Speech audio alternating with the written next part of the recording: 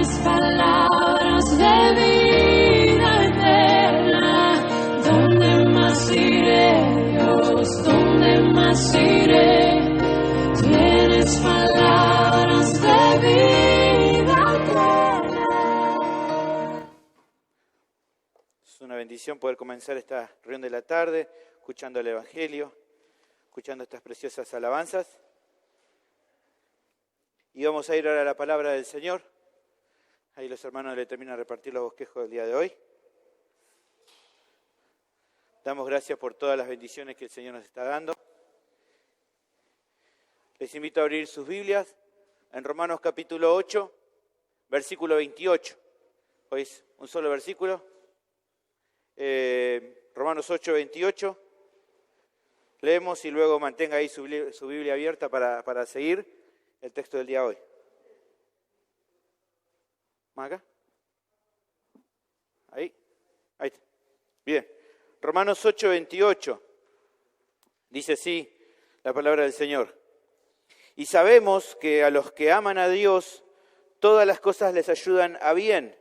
Esto es, a los que conforme a su propósito son llamados. Oramos y luego vamos a comenzar.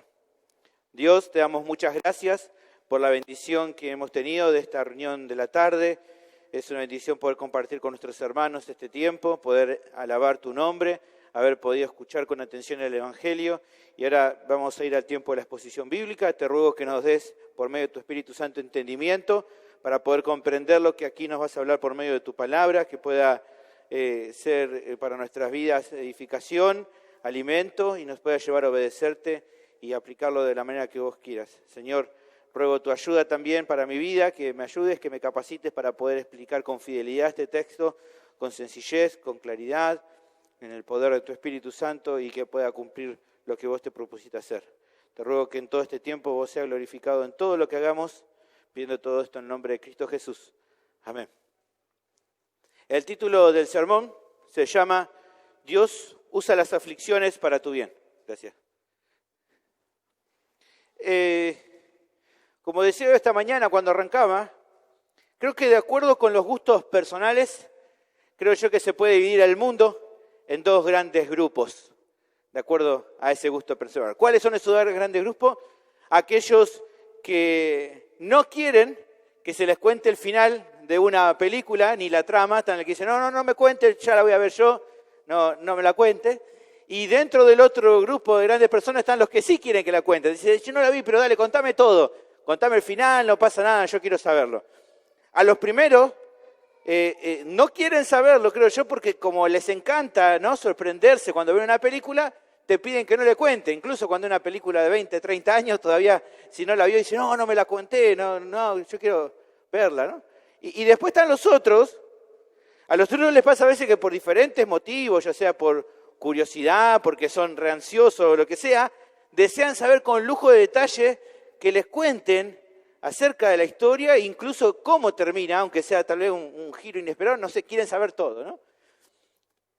Ahora, aunque en el ámbito de las películas se pueda estar, ¿no?, dentro de un bando o de otro, en cuanto a la vida real yo creo que ahí es diferente, Muchos que no están interesados a veces en conocer la trama y el final de una historia, les encantaría en este caso saber con certeza qué pueden esperar en su vida y tener más detalles en cuanto a eso, ¿no? Ahí ya cambia la cosa cuando se trata de la vida real. Y ese deseo se vuelve más fuerte cuando justamente las cosas en la vida se complican.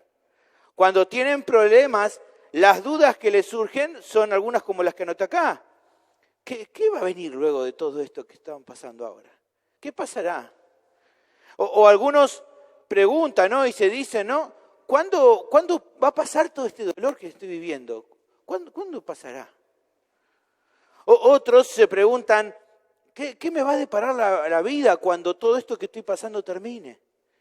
Y así hay otro tipo de preguntas, muchas otras parecidas, que le surgen a personas en todo el mundo. De una u otra forma, ellos intentan responderla, pero sin tener ninguna certeza, aunque algunos lo reconozcan y otros no. Algunos te dicen, no, yo ya sé que esto va a terminar en algún momento. Algunos te dicen, bueno, la verdad es que no lo sé. Y la verdad es que no hay mucha certeza en cuanto a eso. Pero en el caso de los cristianos es diferente, realmente es diferente. ¿Por qué? Porque los cristianos tienen una esperanza que de acuerdo a los textos que estamos viendo es completamente segura. ¿Cuál es esa esperanza? Bueno, que Dios en su gracia los ha adoptado a los creyentes como parte de su familia y por lo tanto están seguros en su mano, pase lo que pase, venga lo que venga, ellos saben que están seguros.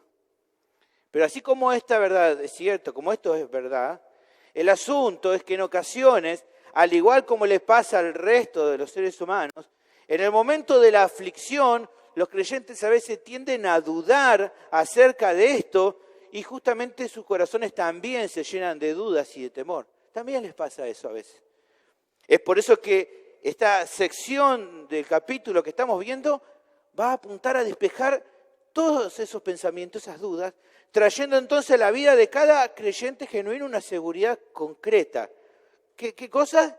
Que al igual que con cada cosa en tu vida, las aflicciones que pasás, incluso las que se relacionan con tu lucha contra el pecado, son un medio que Dios usa para tu bien espiritual. Eso es lo que vamos a ver un poco en el día de hoy. Y que por lo tanto los creyentes no deben olvidarse que más allá de que por momentos la película, por así decirlo, de su vida tiene situaciones dramáticas y momentos inciertos, sí o sí esa va a tener un final feliz. Va a ser así. ¿Por qué? Porque Dios así lo planificó justamente para su propia gloria. De eso vamos a hablar un poco en el día de hoy. Te animo entonces a escuchar con atención el sermón de hoy, porque estoy seguro que este pasaje va a ser de mucho ánimo para tu vida. ¿Está bien? ¿Venimos? ¿Venimos bien? ¿Me siguen?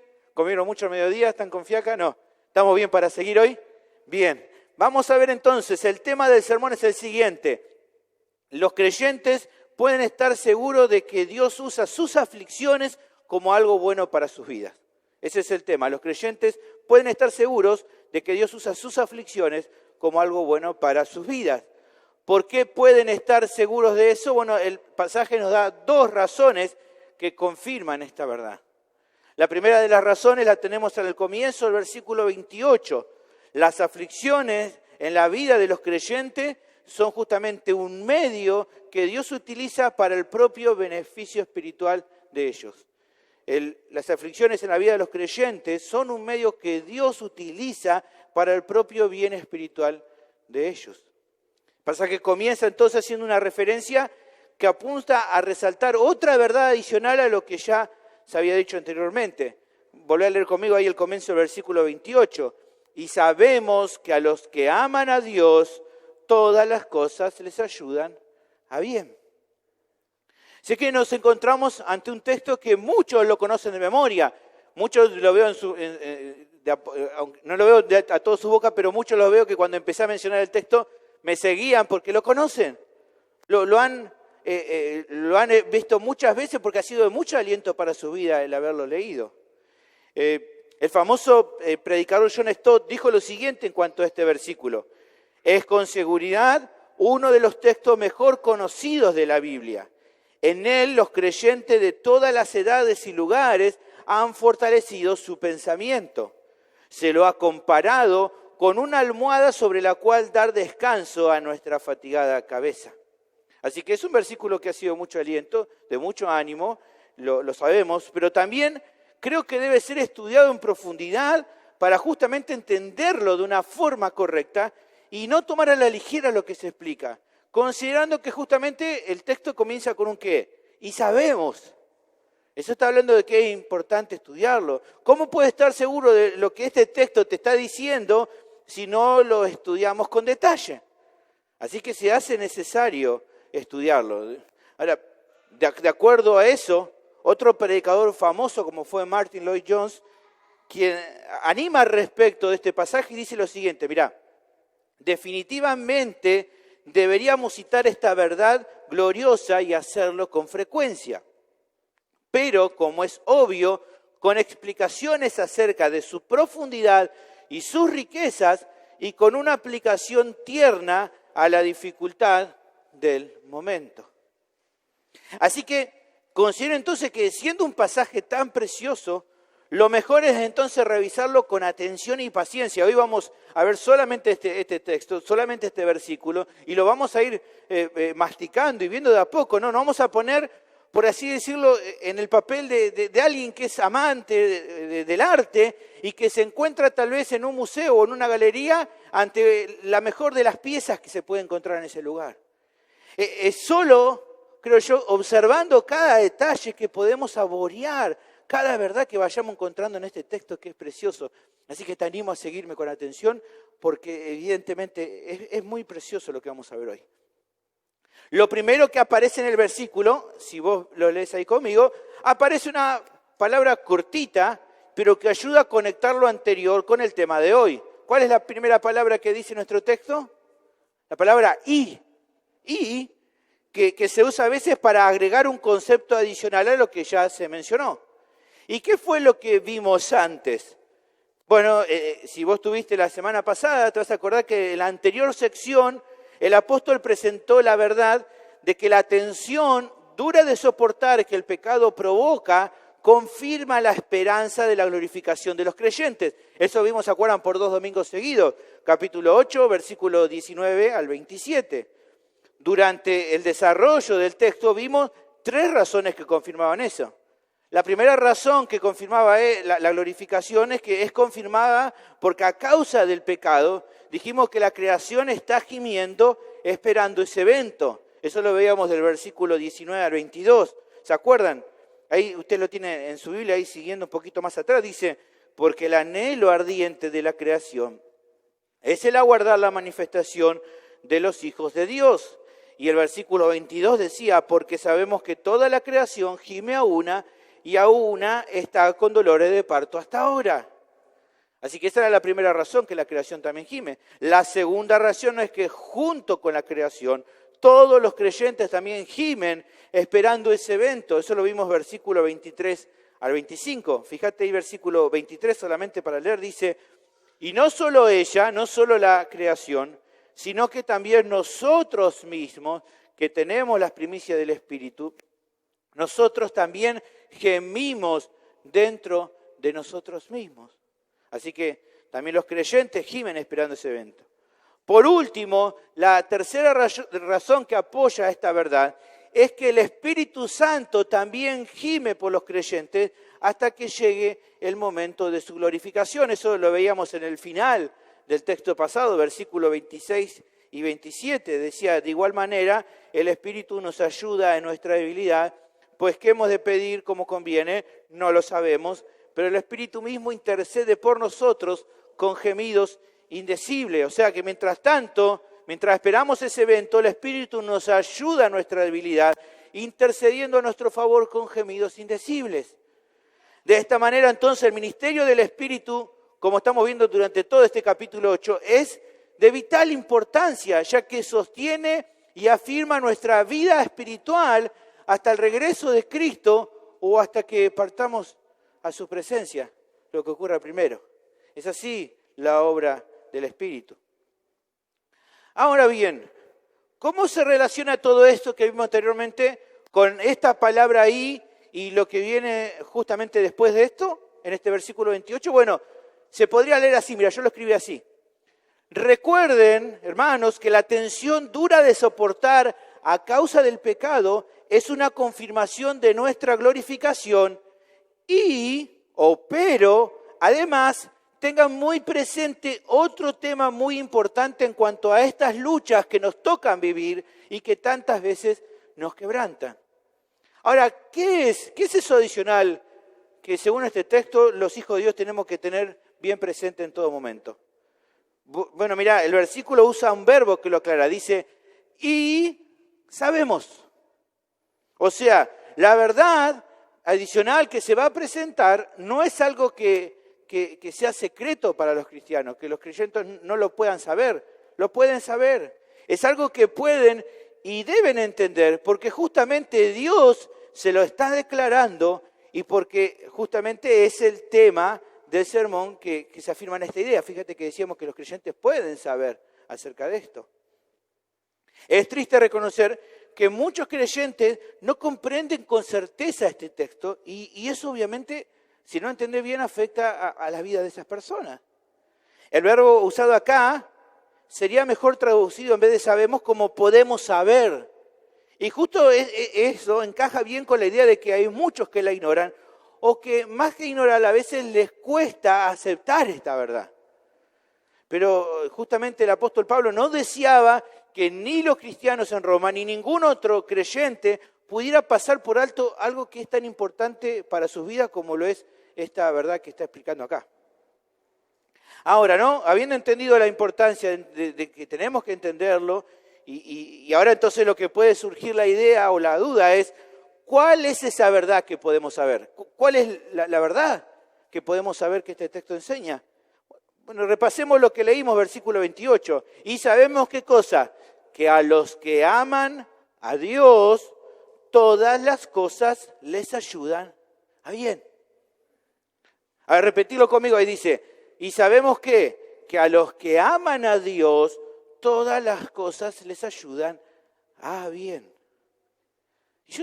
Qué verdad impresionante, ¿no? Esto que está acá. Incluso sin todavía habernos sumergido mucho en los conceptos teológicos que aparecen en esta sección, ya solo con leernos nos provoca un gozo profundo. Ya solamente con leerlo nos da como paz. Ahora, ¿qué podemos decir de entrada? Mira, que en un capítulo que trata acerca de la seguridad de la obra de salvación divina, la base de esa obra y de eso es justamente que tiene que estar en Dios, solamente en Él. O sea, no es casual que justamente en uno de los textos más importantes de este capítulo, en el centro de este versículo, está ¿quién justamente? Dios. Ahí está mencionado Dios. Y no es casual que esté explícito la persona de Dios, ya que todo el bien que el creyente puede pensar para su propia vida no puede acontecer o no va a pasar si el Señor no interviene y se lo da. Todo lo que puedas recibir tiene que estar involucrado Dios que te intervenga y te lo dé. Santiago 1:17 habla un poco de esto. Toda buena dádiva y todo don perfecto desciende de lo alto, del Padre de las luces, en el cual no hay mudanza ni sombra de variación. Ahora, ¿a qué apunta esta realidad de que todo lo que recibas tiene que venir de Dios? Bueno, a la exaltación de las abundantes riquezas de su gracia y su bondad, de que Él merece toda la gloria y que todo lo que puedes recibir tiene que ver con que Él en su bondad te lo da. Así lo vemos en Efesios capítulo 1, versículos 6 al 7, dice, para alabanza de la gloria de su gracia, con la cual nos hizo aceptos en el amado, en quien tenemos redención por su sangre, el perdón de pecados según nuestra buena performance, según nuestras buenas obras, según tantos que somos. No, ¿qué dice el texto? Según las riquezas de su gracia. Todo se debe a que Él nos quiere justamente dar en su gracia para recibir toda la gloria que Él merece. Ahora, habiendo considerado eso, creo que está bueno seguir avanzando en ir revisando los diferentes aspectos de la afirmación que el apóstol hace.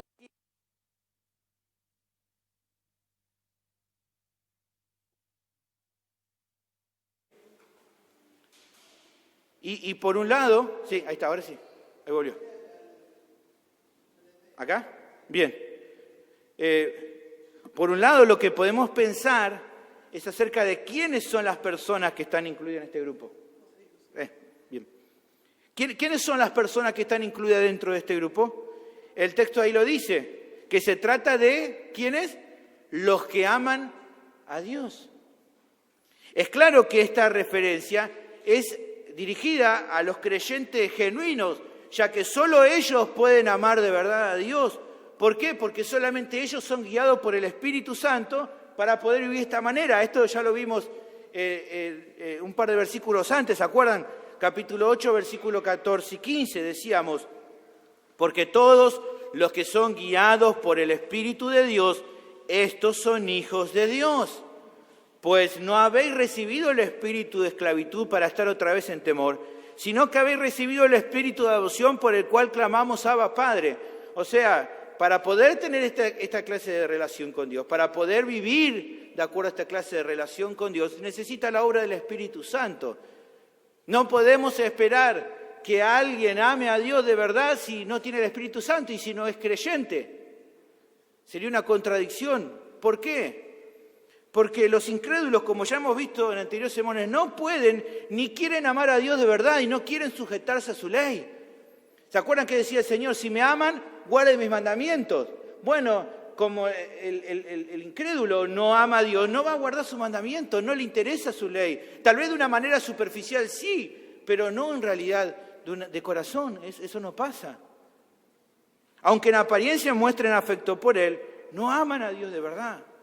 Eso lo vimos un poco cuando mencionamos Romanos 8:7. Por cuanto los designios de la carne son enemistad contra Dios, porque no se sujetan a la ley de Dios, ni tampoco pueden. No quieren y no pueden hacerlo. De hecho, entonces, de acuerdo a esta idea, el mundo podemos decir que está dividido en dos grandes partes. ¿Quiénes? Bueno, los que aman a Dios y por otro lado los que aborrecen a Dios. Así es como funciona la cosa. En 1 Corintios capítulo 8, versículo 3, Pablo aclara un poco de esto y dice: pero si alguno ama a Dios, es conocido por Él. ¿Ven? Solamente los que aman a Dios de verdad son aquellos que muestran el fruto de que son conocidos por Dios y que son creyentes. Ahora, entendiendo eso, la duda que puede surgir es: ¿y por qué aquí no en este versículo 28 para justamente hablar acerca de los creyentes genuinos? ¿Por qué Pablo, en vez de decir los hijos de Dios o los creyentes o los cristianos, menciona a los que aman a Dios? ¿Por qué cambia una cosa por otra? Bueno, yo considero que lo hace porque justamente de todas las virtudes que caracterizan al creyente, el amor es la más importante, es la más grande. Tal es así que, por ejemplo, en Efesios capítulo 5, versículo 22, cuando se habla del fruto del Espíritu, el que primeramente se menciona, ¿cuál es? El amor. Allí dice: más el fruto del Espíritu es amor. Amor es la primera virtud que se menciona, que caracteriza a los creyentes, el primer fruto del Espíritu. Incluso se lo pondera por encima de otras grandes virtudes. Hemos visto la importancia ya durante todos estos capítulos de la fe. Hemos visto también la importancia de la esperanza como virtud. Pero incluso el amor se lo menciona como mayores a ella. Fíjate en 1 Corintios 13 dice: ahora permanecen la fe, la esperanza y el amor. Estos tres, pero mayor de ellos es el amor. Por lo que entonces, el grupo de personas que son englobadas en esta verdad, de los que aman a Dios, son todos los creyentes, ya que ellos, por gracia de Dios y mediante la obra del Espíritu Santo en su interior, ellos pueden amar a Dios y a los demás de una forma genuina. Esto es claramente lo que está mencionando aquí. Primera de Juan, capítulo 4, versículo 7, dice: amados, amémonos unos a otros, porque el amor es de Dios. Todo aquel que ama es nacido de Dios y conoce a Dios. Fin. No hay nada más que agregar al respecto. Habiendo aclarado eso, lo siguiente que podemos observar, volviendo a nuestro texto del versículo 28, es entender a qué se refiere el texto cuando habla de todas las cosas. Ahí dice, ¿no? Sabemos que los que aman a Dios, todas las cosas. ¿Qué son todas estas cosas? ¿A qué se refiere con todas estas cosas? Ya, todas las cosas. Bueno, ¿y qué onda? ¿Qué es todas las cosas? Bueno, repasando el contexto inmediato de nuestro pasaje, tenemos indicios muy claros que apuntan a todas las circunstancias difíciles de tu vida, incluida la lucha diaria que cada creyente tiene con el pecado y que genera la tensión de la cual enseñaba yo en la anterior sección. O sea, que todas las cosas que aquí está hablando, de lo que está hablando el texto, es una manera resumida de hablar de forma general, ¿sabes de qué? De todas tus aflicciones, todos tus quebrantos, todas tus victorias, todas tus derrotas, cada lágrima, cada dolor pasado, presente y futuro, que desde el día que Dios te salvó, tenés en el proceso de tu santificación al vivir en un mundo caído, con el pecado que combate en tus miembros, con las frustraciones propias de tener que convivir con otros pecadores y que otros pecadores tengan que convivir con vos, que también sos pecador, y en la batalla diaria que tenés contra Satanás y su hueste de maldad. ¿Ves ahora por qué es más sencillo decir todas las cosas? Es todo eso. Y bueno, entonces, como es todo eso, Pablo definió englobarlo en esto. Todas estas cosas son. Ahora, habiendo dicho esto y aclarando cuáles son todas estas cosas, creo yo que hace falta hacer una aclaración más. A ver, no es que solo estas cosas son las que Dios usa para tu bien, sino que hay muchas otras cosas que Él también utiliza, solo que no son las que en este texto se refiere. Este texto habla de las que mencionamos recién. Hay otras cosas, muchas otras cosas que también son para tu bien. Sin ir más lejos, sabemos, por ejemplo, que la Biblia, la palabra de Dios, es un medio que Dios usa para tu bien. Hechos capítulo 20, versículo 32 dice: y ahora, hermanos, os encomiendo a Dios y a la palabra de su gracia, que tiene poder para sobreedificaros y daros herencia con todos los santificados. Ni hablar también de otros recursos que están para tu bien. La oración es algo que está para tu bien, que Dios usa para tu bien. La iglesia local es otra cosa que Dios usa para tu bien, los miembros de una iglesia local. Por ejemplo, la iglesia local, 1 Corintios 12:7 dice: pero a cada uno, a cada miembro de la iglesia, le es dada la manifestación del Espíritu para provecho. Esta idea de provecho es para el provecho de los demás. Dios usa los dones que le ha dado a otros hermanos para tu propio bien. Y Dios también usa a vos y a tus dones para poder beneficiar a otras personas. Así que eso también es algo que Dios nos da para nuestro bien.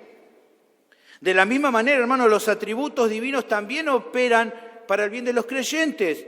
Su bondad, como dice Romanos 2:4, es una bendición para tu vida, la benignidad de Dios. También lo mismo se podría decir respecto a su fidelidad. Lamentaciones capítulo 3, versículos 22 y 23. Aquí el profeta Jeremías dice: por la misericordia de Jehová no hemos sido consumidos, porque nunca decayeron sus misericordias. Nuevas son cada mañana, grande es tu fidelidad. La sabiduría de Dios es algo que nos ayuda para nuestro bien. Efesios 1:17 dice: para que el Dios de nuestro Señor Jesucristo, el Padre de gloria, os dé espíritu de sabiduría y de revelación en el conocimiento de Él. Eso también actúa para nuestro bien. Y así podés buscar muchos otros atributos que también obran para tu bien. Todas esas cosas obran para tu bien. Ahora, entonces se puede presentar la duda. Pero si todas las cosas que mencionaba obran para tu bien, ¿por qué la mención particular de que son las aflicciones las que Dios usa para el bien de los creyentes? Porque aquí Pablo se toma un minuto en su carta y quiere declarar y aclarar que este tipo de aflicciones de las cuales veníamos mencionando son para tu bien. Bueno, porque siendo honesto, hermano, en muchas ocasiones hay duda en cuanto a que estas cosas, el versículo 28, las aflicciones, puedan repercutir en un bien. A veces nos entra la duda. Cuando se nos dice, a ver, pensemos por un segundo, cuando se nos dice la palabra de Dios es algo que es para tu bien, todos decimos amén, amén, es así, la palabra de Dios es bendición para mi vida. Cuando decimos, bueno, la oración es algo que es para tu bien, y todos decimos amén, sí, es verdad, la oración es para mi bien. Cuando decimos, bueno, Dios en su fidelidad muchas veces nos saca de alguna situación difícil en la que vivimos y todos decimos, sí, amén, Dios es fiel, qué bueno, sí, yo vi cómo Dios me sacó de esta situación, qué bueno. Pero cuando a veces decimos, pero también Dios te puede dar una enfermedad y eso va a ser para tu bien. Y ahí nadie dice amén. Pero es lo que el pasaje está diciendo. Por ahí Dios te dice, voy a permitir una situación difícil en alguno de tus hijos y eso va a ser para tu bien. O voy a permitir una pérdida muy dolorosa y eso va a ser para tu bien. Y ahí decimos, Señor, eso va a ser para mi bien. ¿Cómo va a ser para mi bien? Cuando Dios no actúa de una manera que parezca buena para tu mente, ¿no te pasa de que dudás? De que a veces empezás a pensarlo. ¿No te pasa de sentir la tentación de cuestionar a Dios? Y uno dice, no, yo nunca he cuestionado a Dios. A veces no lo hacemos de la boca para afuera, pero se nota ese cuestionamiento o esa duda cuando estamos todo el tiempo afanados y preocupados, esperando, ansiosos, salir de esa situación difícil en la que estamos viviendo. Cuando estamos todo el tiempo amargados porque decimos, ¿cómo puede ser que esto no pase? ¿Cómo puede ser que esta situación no cambie? ¿Cómo puede ser que Dios no haga esto? No, Dios tendría que hacer así o asá, ¿no? Y nuestro corazón se llena de esas dudas y estamos cuestionando la bondad de Dios. Cuando estas cosas pasan, es que entonces estás fallando en cuestionar el carácter de Dios y sus promesas. Pero también, hermanos, considerando Dios nuestra debilidad, es que entonces te da este pasaje y por medio de este pasaje busca decirte de una forma directa, tranquilo, hijo, todo va a estar bien. Conserva la paz, seguí confiando. Dios va a usar esto para tu bien, aunque vos ahora no puedas verlo. Eso te está diciendo este pasaje. Hermanos, esta sección es muy importante porque la realidad es que no siempre podés llegar a ver el bien en la aflicción que está pasando. Pero es grandioso que Dios mismo te está aclarando esta realidad. Él te dice y te muestra y te declara lo que vos no podés ver. Que justamente esa situación es para tu bien. Por eso es que podés tener esperanza y podés seguir adelante. Porque esto es así como Dios lo declara. Otra duda que ha generado opiniones diferentes en muchos teólogos es la siguiente, ¿no? Volviendo a nuestro texto. ¿Es Dios el que usa todas estas cosas para nuestro bien? ¿O son todas las cosas por sí mismas las que cooperan para el bien de los que aman a Dios? ¿Cómo es? ¿Es Dios que utiliza las cosas para nuestro bien? ¿O son las cosas por sí mismas? Bueno, existen estas dos posturas para determinar si en este texto que aparece aquí falta el pronombre Él, si es Él que hace todo, que usa todas las cosas para tu bien, o son las cosas que por sí mismas operan para tu bien. Algunos piensan y estudian y definen que es como dice nuestro texto aquí de Reina Valera, que es que todas las cosas, como dice aquí el pasaje, ayudan a bien, de que todas las cosas por sí solas ayudan para bien. Otras versiones, como la NBI, por ejemplo, la traducen así, mirá, como Dios dispone todas las cosas para el bien de quienes lo aman. Fíjate ahí, dice, ahora bien, sabemos que Dios dispone todas las cosas para el bien de quienes lo aman. O sea, esa es la otra situación. Dios dispone, Dios usa todas las cosas para tu bien o para el bien de los creyentes.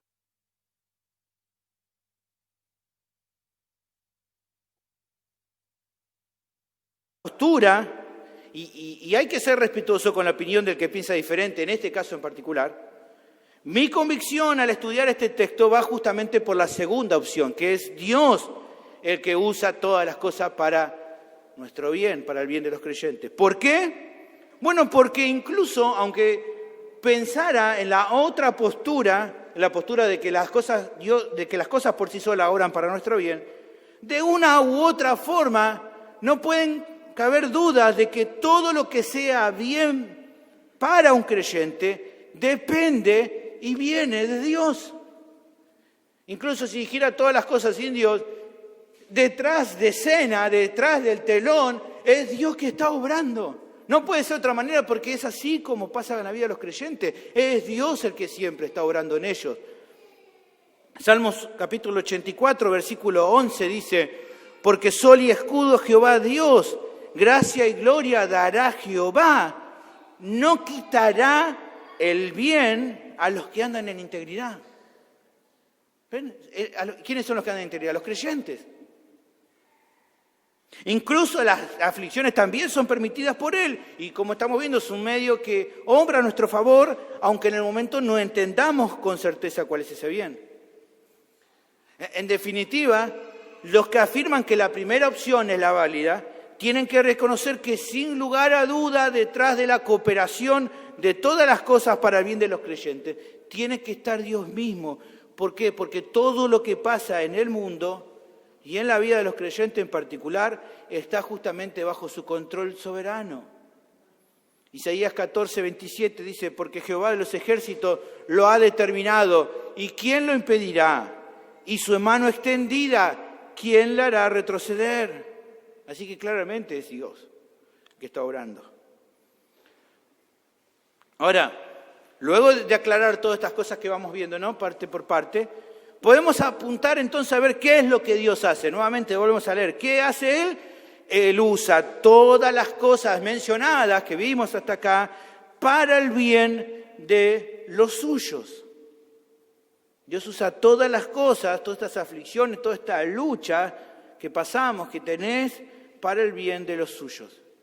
¿Qué quiere decir eso? Que todas las circunstancias difíciles que cada creyente padece, Dios las usa siempre de una forma que repercuta para su bien espiritual.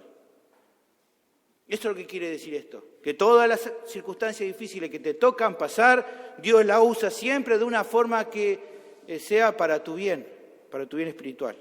Ya sea para el bien en el tiempo actual, como también para lo que les espera a cada creyente en la gloria eterna.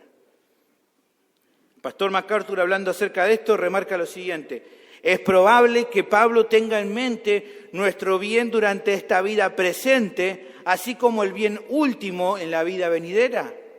Sin importar qué suceda en nuestra vida mientras seamos sus hijos, la providencia de Dios va a utilizarlo para nuestro beneficio temporal, así como eterno, algunas veces librándonos de tragedias y otras veces enviándonos a atravesarlas con el fin de acercarnos más a Él. Esto, hermanos, es comprobable por medio de muchos ejemplos que en la palabra de Dios tenemos en cuanto a esta realidad.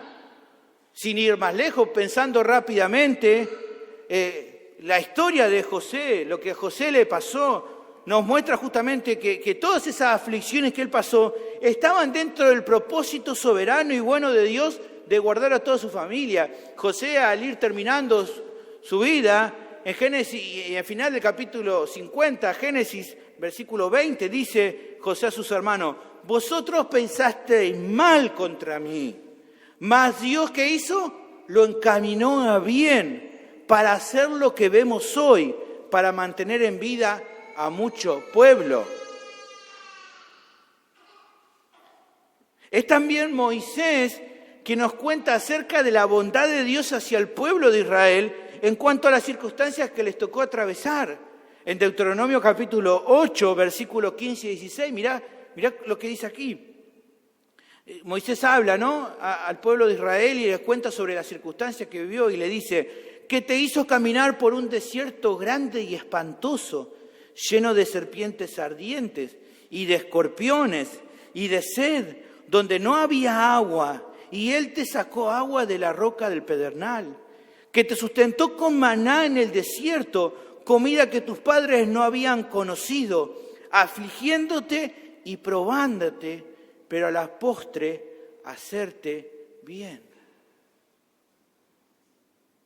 Es David quien también resalta esta verdad cuando en Salmos capítulo 25, versículo 10 dice: todas las sendas de Jehová son misericordia y verdad para los que guardan su pacto y testimonio.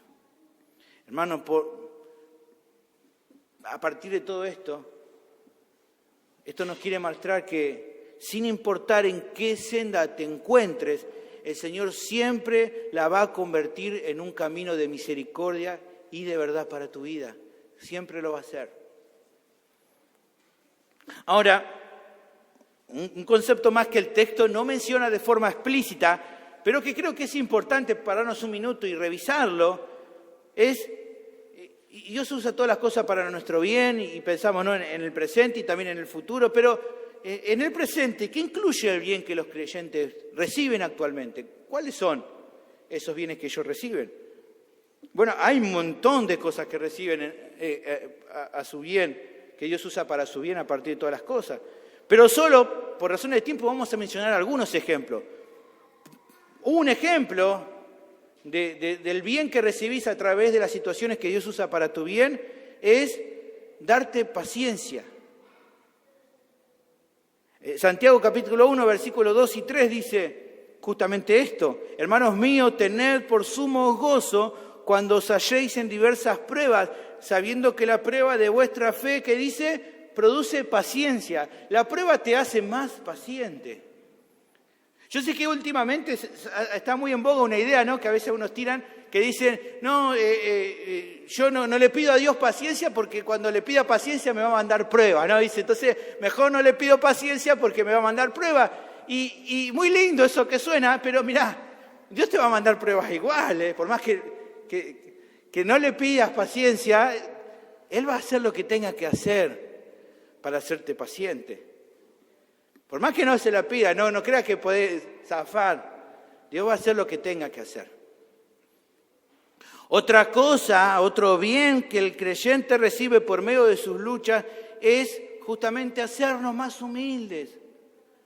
Eso fue lo que también Pablo mismo pudo experimentar y nos confiesa en 2 Corintios capítulo 12, versículos 7 al 9. Dice, y para que la grandeza de las revelaciones no me exaltase desmedidamente, para no volar muy alto y mantenerme volando bajito, ¿qué dice? Me fue dado un aguijón. ¿Quién le dio ese aguijón a Pablo? Fue Dios. Me ha dado un aguijón en mi carne, un mensajero de Satanás que me abofetee, para que yo no me enaltezca sobremanera. Respecto a lo cual 3 veces rogué al Señor. Le dije al Señor que lo quite de mí. Y me ha dicho Él, ¿qué le dijo? Sí, Pablo, vos sos apóstol, te lo voy a conceder. No, ¿qué le dijo? Bástate mi gracia, porque mi poder se perfecciona en la debilidad. Pablo intenta usar palabras elegantes para decir lo que Dios le dijo. ¿Qué fue que Dios le dijo? No, Pablo, no te voy a sacar eso. Te lo voy a dejar. Te lo voy a dejar. No importa que seas apóstol. Es como yo quiero, Pablo. Y yo digo que lo mejor para vos es que te baste mi gracia. Por lo tanto, te veo diciendo, Pablo, de buena gana me gloriaré más bien en mis debilidades para que repose sobre mí el poder de Cristo. Hermanos, las aflicciones son una gran medicina para matar el virus del orgullo en tu vida. Es así.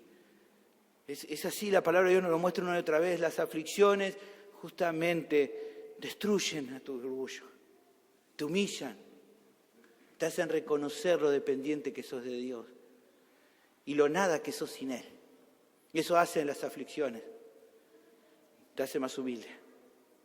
Otro aspecto muy importante es que por medio del sufrimiento también el creyente va aprendiendo a aborrecer cada vez más el pecado. Tanto por sus luchas personales como por ver lo que hacen otros, el creyente genuino va teniendo una visión más clara de lo horrible que es el pecado y por lo tanto, a partir de ir creciendo y viendo lo terrible que es que busca cada día erradicarlo en su propia vida y también busca de esta manera contribuir con la santificación de los demás, porque ve lo horrendo que es el pecado. Por eso está dispuesto a ayudar a otros en el proceso de ir cada día haciendo morir el pecado. Obviamente también la disciplina del Señor a causa de alejarnos, de no alejarnos del pecado, de desobedecerle, es otra cosa que también es para nuestro bien. Aunque duela, la disciplina es para nuestro bien. Así lo vemos en Hebreos capítulo 12, versículo 6, dice, porque el Señor al que ama, disciplina. Y azota a todo el que recibe por hijo. Si soportáis la disciplina, Dios os trata como a hijos. Y luego en el versículo 10 dice, y aquellos, hablando de los padres terrenales, ciertamente por pocos días nos disciplinaban como a ellos les parecía. Nos daban a veces con un rebenque, ¿no? Y uno no podía decir nada. Pero fíjate, Dios, hablando de habla de Dios, para lo que nos es provechoso, para que participemos de su santidad. Dios siempre nos disciplina para nuestro bien, siempre, siempre.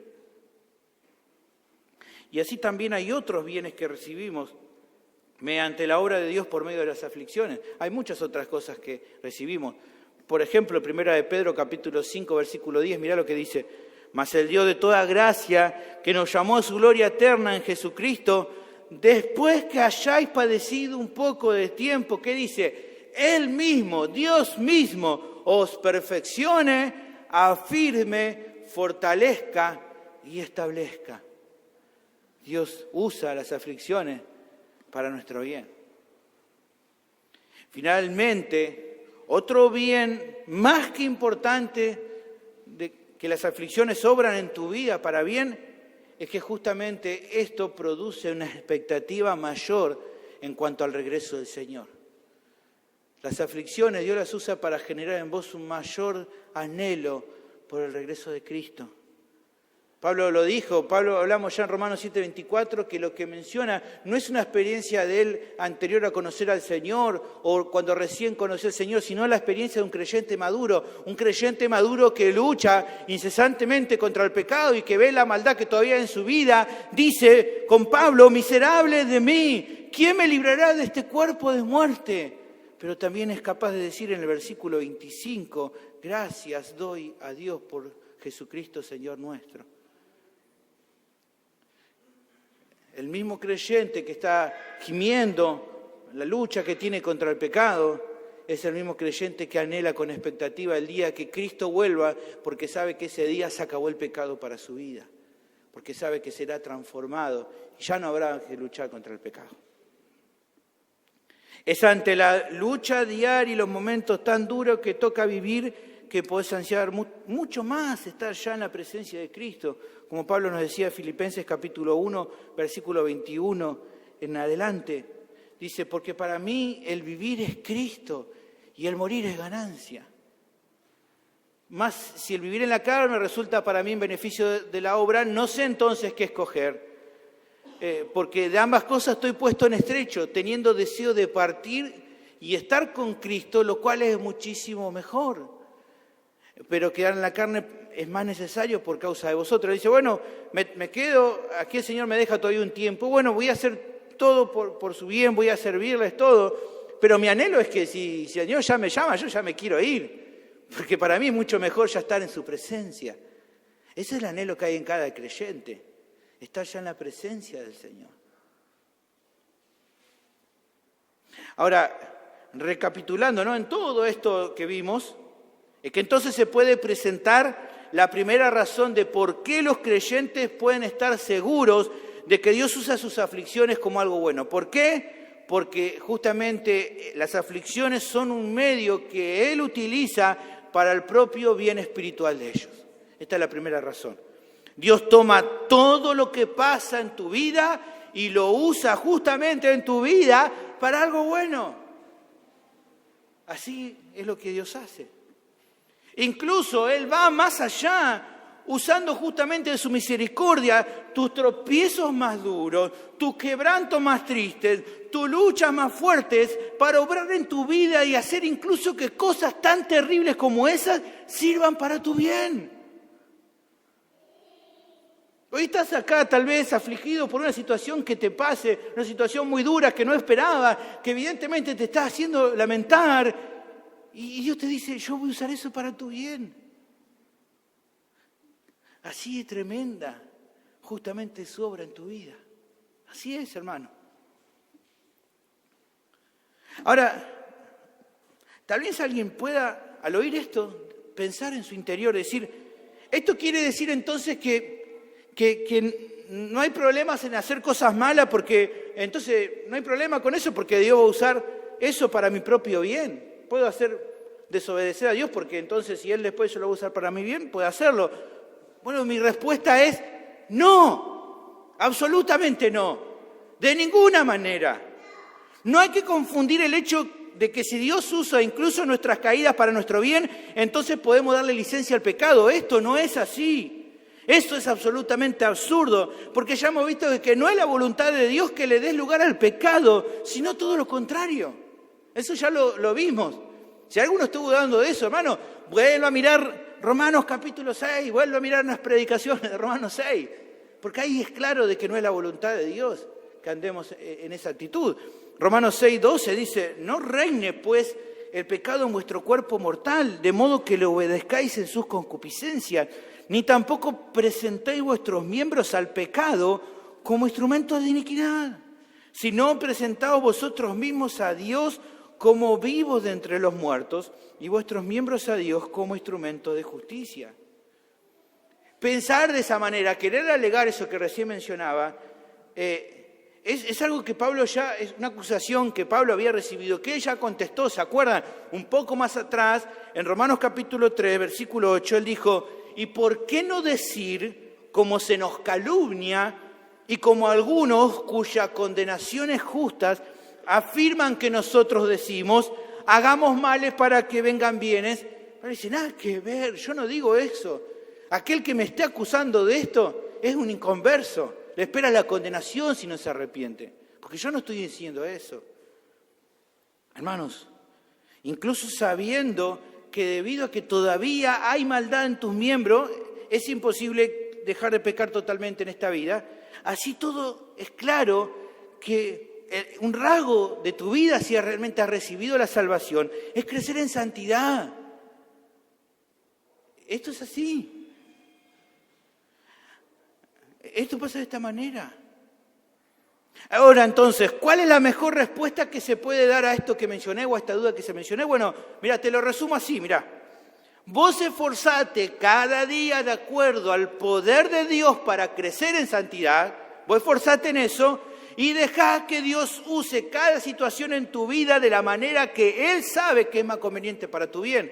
O sea, vos haces lo que Dios te dice que tenés que hacer y dejá que Dios se encargue de lo que Él sabe hacer y de lo que Él va a hacer. No te enrosques con intentar encontrarle la quinta pata al gato. Hacé lo que Dios te manda hacer y dejá que Él en sus propósitos eternos haga las cosas de acuerdo a sus planes eternos.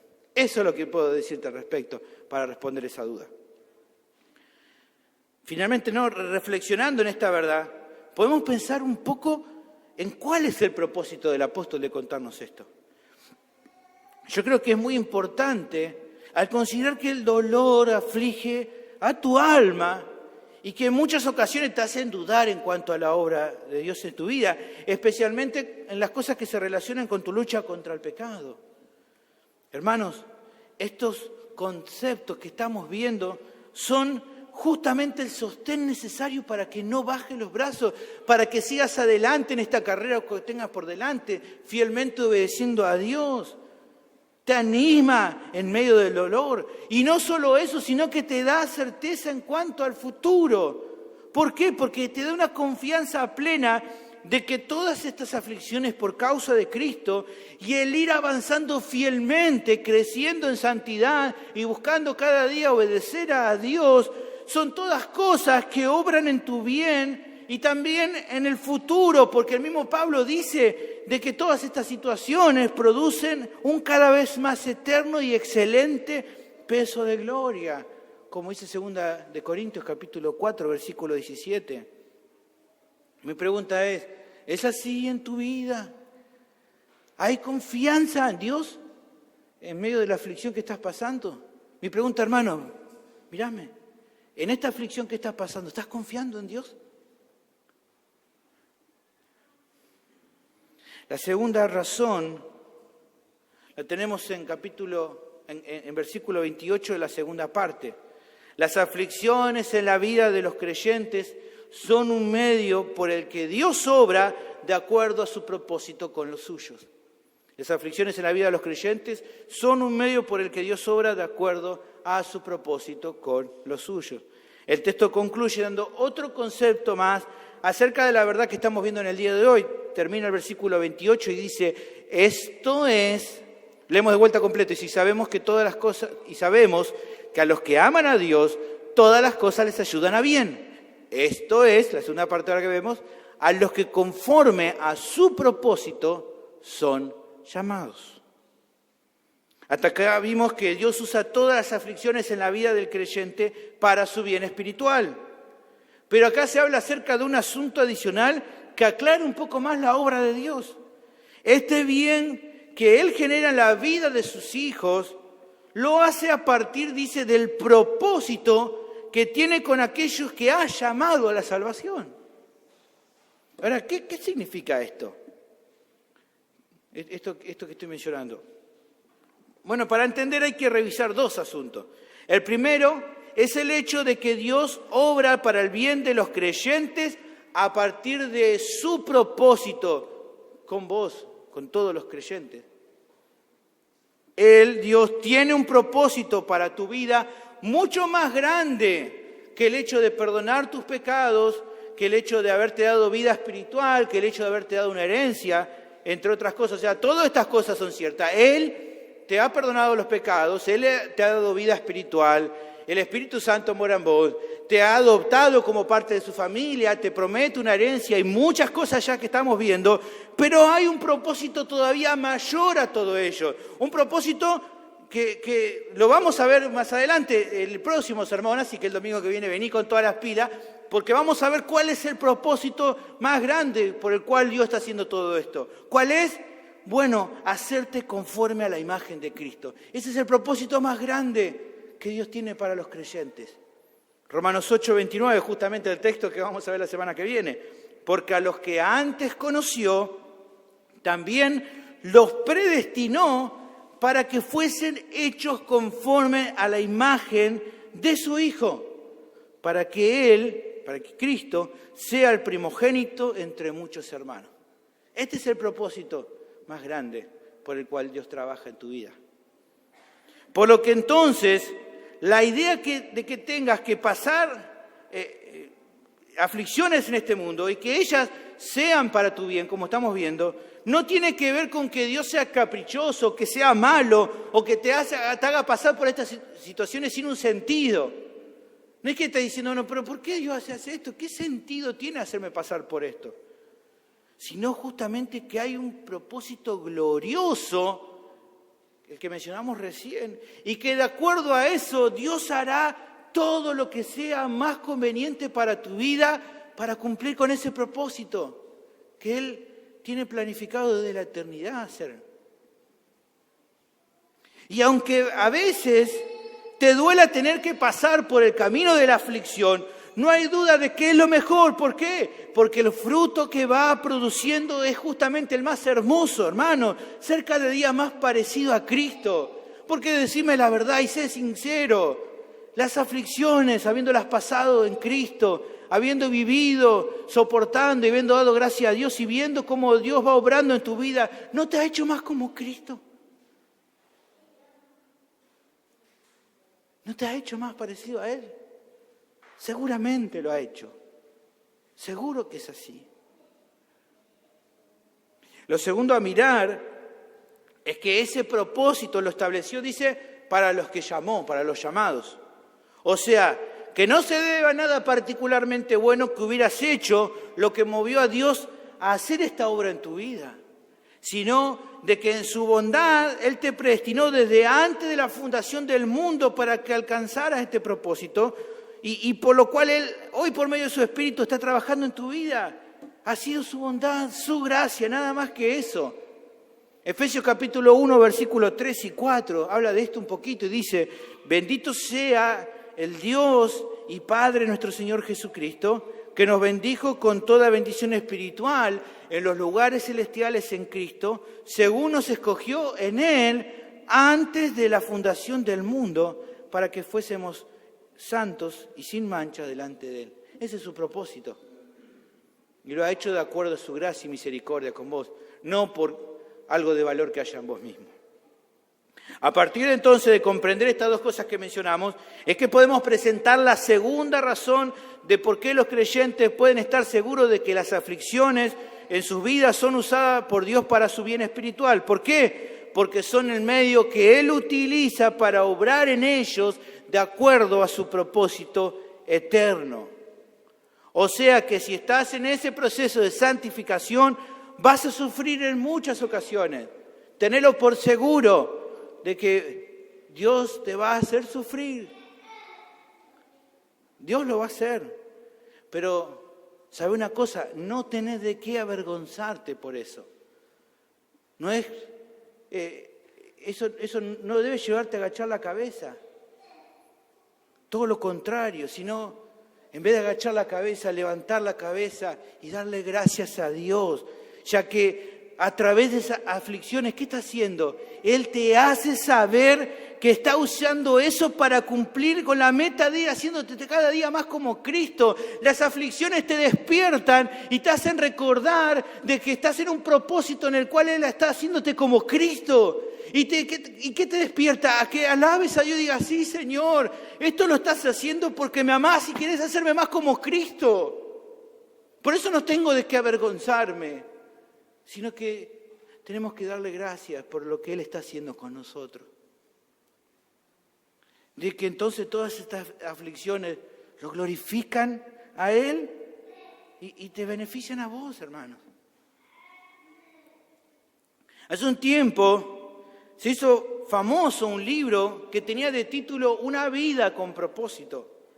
La realidad, yo creo que el autor no logra plasmar en ese libro, que le puso ese nombre tan grande, realmente ver cuál es el verdadero propósito de tu vida. ¿Cuál es ese verdadero propósito? Bueno, la verdad segura de que Dios utilizará todos los medios que Él vea mejor para hacerte más como su Hijo. Esa es la cuestión. Y que eso incluye, evidentemente, las aflicciones. Va a incluir eso. Es saber esta realidad, entonces, lo que te da esperanza y gozo para vivir la vida. No es ser más o menos famoso. No es tener mucha o poca plata. No es alcanzar metas que te puedas proponer y que puedas cumplir. Muchas de esas cosas pueden ser buenas, pero no son el propósito más importante de tu vida. ¿Por qué? Porque la meta más grande a la cual vivís como creyente no es justamente la que vos te propongas alcanzar, sino la que Dios te está llevando a realizar de acuerdo a sus propósitos eternos. Porque esto no se trata de nosotros, se trata de Él. El propósito más grande no depende de vos y de lo que vos te propongas en la vida, sino lo que Dios estableció hacer con vos, que es hacerte semejante a su Hijo Jesucristo. Esto es así. Este asunto yo creo que hace que cambie radicalmente la perspectiva de tu vida. La hace cambiar. ¿Por qué? Porque estamos acostumbrados a que nos sentimos realmente satisfechos con nuestra vida cuando las cosas van viento a favor.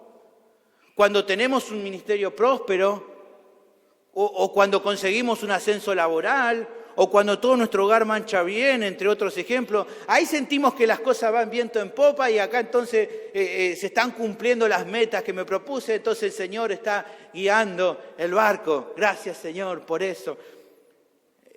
A veces pensamos eso. Pero entender esto que estamos viendo nos hace pensar que aunque todo eso no estuviera presente, si tu ministerio no fuera tan próspero como vos querés, si la situación en tu hogar no es la que esperás, si tu vida no camina de la forma de las metas que te propusiste, tengas hoy o no consigas ese ascenso tanto que esperabas, o no consigas tantas metas, no importa, no importa. Te hace pensar entonces que aunque todo esto no estuviera presente, hay gozo y paz, ya que sabes de que si sos un hijo de Dios, todo lo que te pase va a ser para tu bien, venga lo que venga. Esto cambia la perspectiva de tu vida. Algunos están pensando, bueno, ya dentro de un tiempito, ahí me estoy haciendo mi casa, ahí voy a estar bien. ¿Y qué pasa si Dios no te da esa casa? ¿Qué pasa? Ya estoy haciendo los trámites, dentro de poquito me sale la jubilación y ahí ya, bueno, no sé, te olvidas que está en Argentina. No sé, salvo que sea político, por ahí te salva, pero si no, no sé. A ver, ¿y qué pasa si no se da eso? ¿Qué pasa? Hermanos, Esto hace que entendamos la cosa correctamente. Y hace entonces que cada éxito o que cada logro en esta vida se ponga en el lugar correcto. ¿Cómo qué? Como una muestra más de gracia del Dios soberano que tiene todo bajo su control y que te dé o no te dé, Él es digno de toda tu alabanza y oración, pase lo que pase. Esto es así. Job lo tenía bien claro. Él había recién recibido noticia que había perdido todos sus bienes materiales, que habían muerto todos sus hijos. Y luego de recibir estas noticias, nos cuenta en Job 1:20 que dice, entonces Job se levantó y rasgó su manto y rasuró su cabeza y se postró en tierra y adoró. Y dijo, desnudo salí del vientre de mi madre y desnudo volveré allá. Jehová dio y Jehová quitó, sea el nombre de Jehová bendito. En todo esto no pecó Job ni atribuyó a Dios despropósito alguno. Hace un rato, hermanos, comentaba acerca de la historia de José. Todos la leemos, ¿no? Una y otra vez. Nos encanta la historia de José, la miramos, qué linda historia, ¿no? Y sí, es una linda historia. Pero yo creo que si José estuviera entre nosotros diría, che, no fue tan linda. O sea, para mí no fue tan linda. A él le tocó sufrir un montón. Los días como esclavo no fueron fáciles. No fueron fáciles. Yo no sé, a veces uno dice, bueno, ve la historia que dice, bueno, los hermanos de José no lo reconocieron. Y la vida le pasó por encima a José, ¿no? Como a nosotros. ¿Cómo te estás así, no? Los que nos conocen de cuando éramos chicos. La vida le pasó a José por encima. Haber estado en la cárcel no fue algo lindo. De hecho, él le pide a un compañero que fue liberado, que él le cuente el sueño, que se acuerde de él, porque no la estaba pasando bien. En Génesis capítulo 40, versículo 14, dice, acuérdate pues de mí cuando tengas ese bien, y te ruego que uses conmigo de misericordia y hagas mención de mí a Faraón, y me saques de esta casa, porque fui hurtado de la tierra de los hebreos, y tampoco he hecho aquí por qué me pusiesen en la cárcel. Así que las situaciones son difíciles para José y para todas las personas, para todos los creyentes. Pero lo que debe animar tu corazón es la idea de que así como pasó con José al final de su vida, que pudo ver con sus propios ojos de que Dios usó todo eso para su bien, es también saber que aunque vos hoy estés sufriendo, Dios va a usar eso para tu bien y al final vos mismo vas a ver que eso es completamente cierto, de que esto es verdad, de que no es un cuento, de que no es un invento, es cierto y vos lo vas a ver.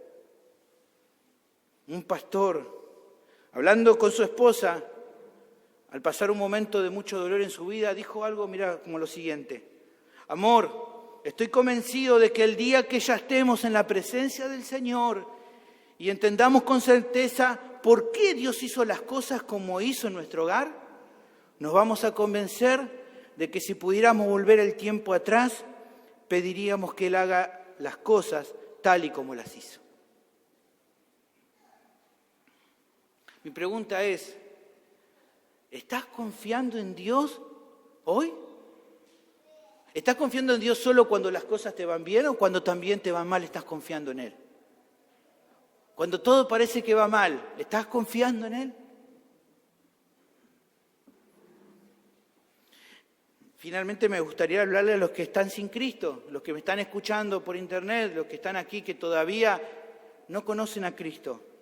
Mi pregunta es, ¿cuál es la meta de tu vida? ¿Cuál es? ¿A dónde o en qué se enfoca tu corazón? Tal vez los que están aquí y no conocen a Cristo estén pensando en muchas cosas, muchos propósitos, muchas metas que tienen con su vida y dicen, bueno, esto es lo que espero, esto otro, así o así. Bueno, mira, ten en cuenta lo siguiente. Todas las cosas, las metas que quieras buscar y todas las metas que puedas llegar a conseguir no sirven de nada si todavía estás en condenación. Si todavía estás ahí. El Señor Jesús lo dijo en Marcos 8:36. Porque, ¿qué aprovechará al hombre si ganare todo el mundo y perdiere su alma? A vos que estás todavía sin Cristo, ¿entendés? ¿De qué te sirve pensar de que lo que necesitas es tal o cual cosa si al final de este mundo estás en condenación? ¿De qué te sirve ganar todo? Imagínate que pudiera, Señor Jesús, imagínate que pudiera ganar todas las cosas. Bueno, no te sirven de nada si tu alma se pierde, si no estás en Cristo. No te sirve de nada. ¿Por qué? Porque aunque hayas alcanzado todas las metas en tu vida, si todavía estás sin Cristo, te espera el castigo eterno en el infierno que Dios va a dar a todos los que rechacen a Cristo y al Evangelio. Pero la buena noticia es que hoy eso puede cambiar. Vos que me escuchás, sabelo, eso hoy puede cambiar. ¿Por qué? Porque Cristo vino al mundo a vivir una vida perfecta y a dar su propia vida en la cruz como un sacrificio sustitutivo por los pecadores. Él se entregó. Pero también resucitó al tercer día, demostrando que su muerte satisfizo toda la justicia de Dios.